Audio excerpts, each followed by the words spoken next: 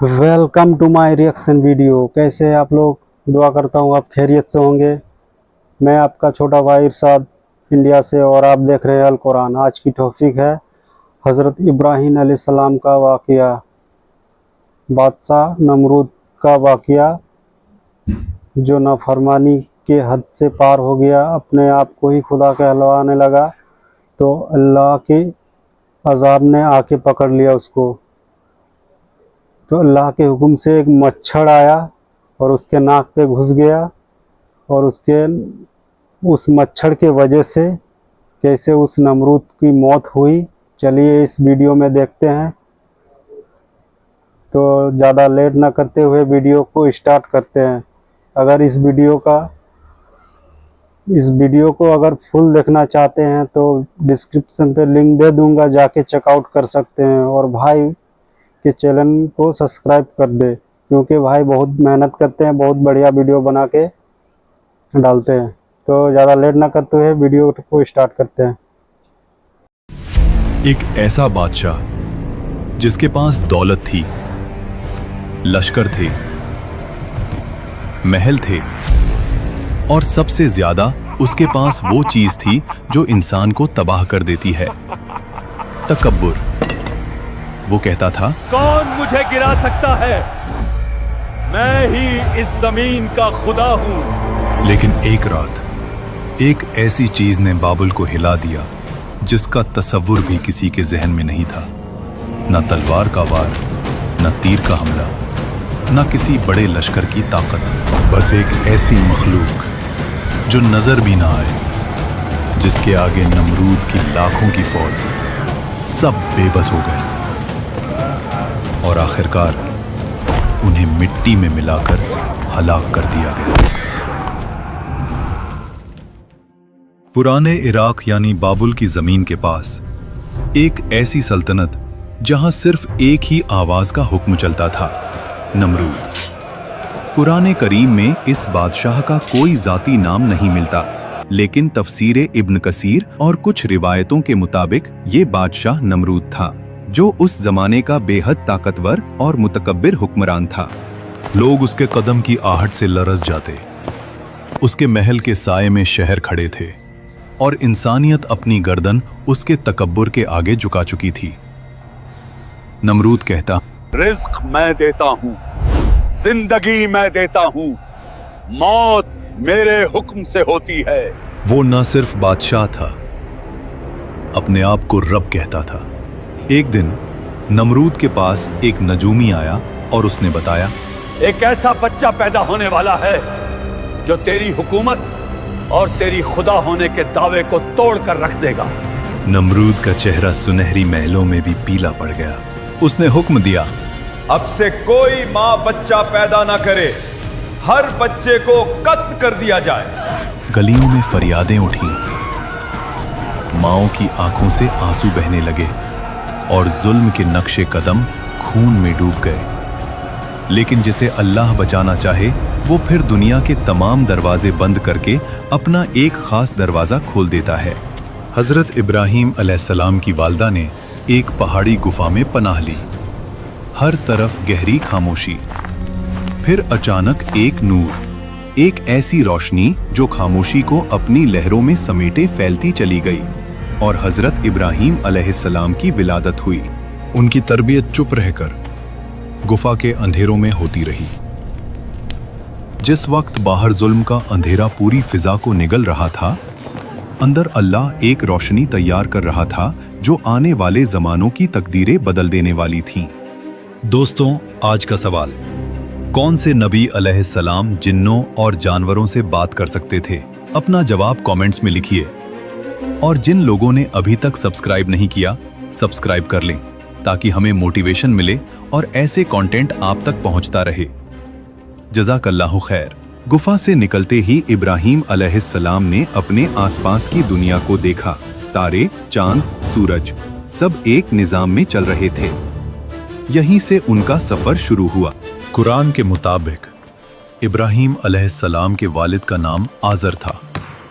वो बुत बनाने वाले एक मशहूर कारखाने के सरबराह थे।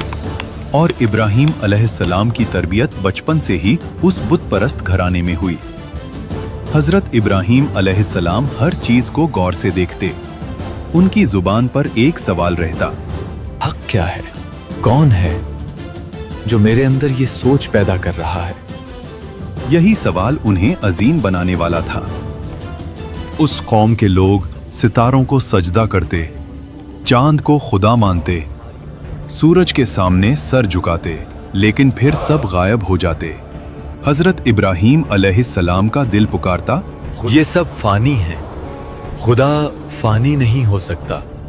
जब लोग रास्ते पर गुजरते, बुतों को सजदा करते, दुआएं मांगते, इब्राहीम अलैहिस्सलाम चुप खड़े उन्हें देखते रहते। एक रोज उन्होंने अपनी कौम से पूछा, क्या ये पत्थर तुम्हें सुन सकते हैं? कौम हंस पड़ी। इब्राहीम, ये तो हमारे बाप दादा के माने हुए माबूद हैं। उन्होंने फिर कहा, ये ना तुम्हारा नुकसान रोक सकते हैं, ना तुम्हें कोई फायदा दे सकते हैं, और फिर भी तुम उनकी इबादत करते हो। कौम ने गुस्सा किया, ए इब्राहीम, तुम्हारी जबान बहुत चलती है, मगर ये हमारी आबाओ अजदाद की रिवायत है। लेकिन इब्राहीम अलैहिस्सलाम ने छोड़ना नहीं था। उनका मकसद था तौहीद। देर रात तक दिन भर इब्राहीम अलैहिस्सलाम हर दरवाजे तक जाकर लोगों को समझाते रहे। तुम्हारा रब वो है जिसने आसमान, जमीन, सितारे, सूरज सब कुछ पैदा किया। मगर बुत परस्त कौम का दिल पत्थर था, उनके बुतों की तरह। एक दिन इब्राहीम अलैहिस्सलाम ने देखा, कौम एक बड़ी खुशी और मेला मनाने गई हुई थी। पूरा शहर खाली। इब्राहीम अलैहिस्सलाम उनकी इबादत गाह में दाखिल हुए।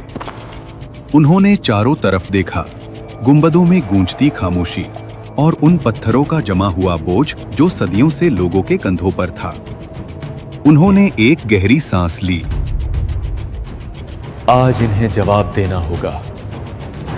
फिर एक एक करके अपनी कुल्हाड़ी से बुतों को गिराना शुरू किया।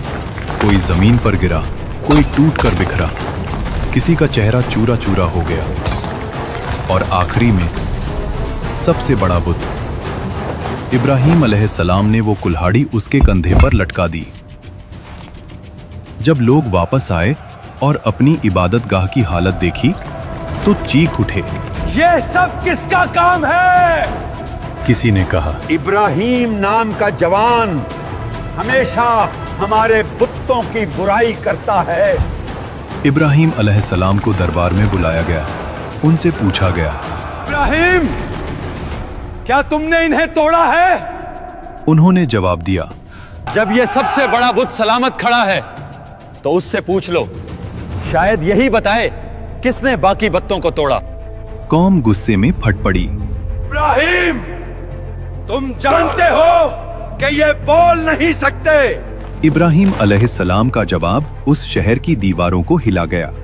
जब तुम जानते हो कि ये बोल नहीं सकते, चल नहीं सकते, फायदा नहीं दे सकते, नुकसान नहीं पहुंचा सकते, तो फिर तुम उन्हें रब क्यों बनाते हो? ये आवाज हवाओं में घूमी, लोगों की जुबानों से टकराकर नमरूद के महल तक पहुंच गई।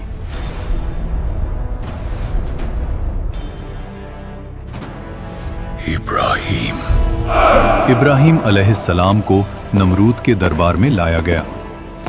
आज यहां कोई आम मुलाकात नहीं थी। एक तरफ ताज, तख्त, लश्कर, जंग, दूसरी तरफ एक अकेला नबी, मगर दिल, अकीदत और यकीन के साथ।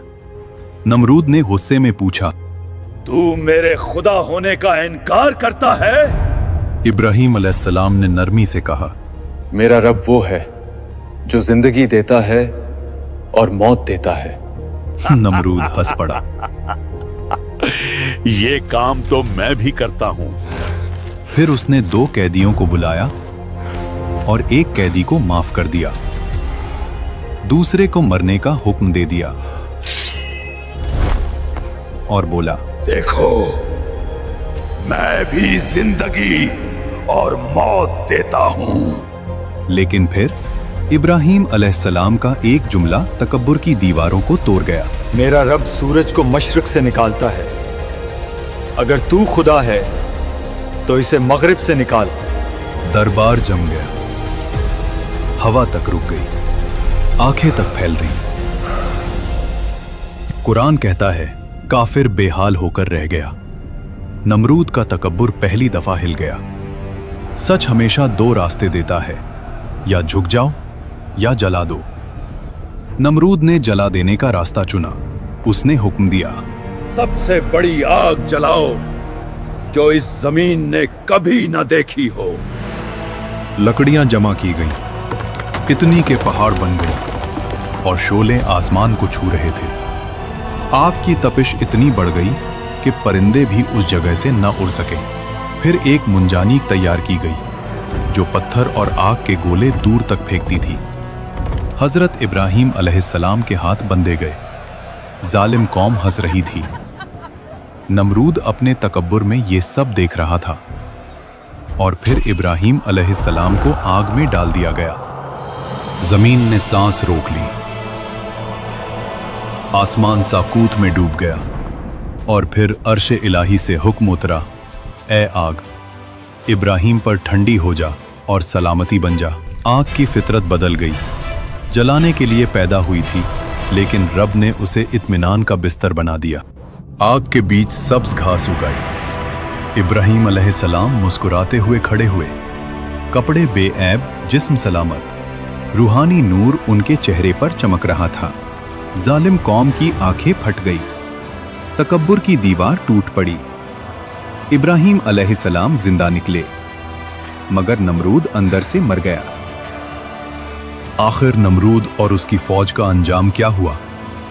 ये वाकया कुरान में नहीं आता, मगर इब्ने कसीर ने अपनी तफसीर में एक रिवायत के तौर पर बताया है कि एक दिन अल्लाह ने एक छोटे से मच्छर को नमरूद की फौज पर मुसल्लत कर दिया। एक रात आसमान से गुबार उठता है। पहले एक मच्छर, फिर दो, फिर लाखों।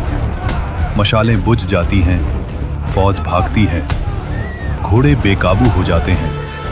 सिपाही चीखते हुए अपने बादशाह को पुकारते हैं। एक ऐसी मखलूक जो इंसान की नजर में कुछ नहीं, एक अजीम फौज को धूल में मिला देती है।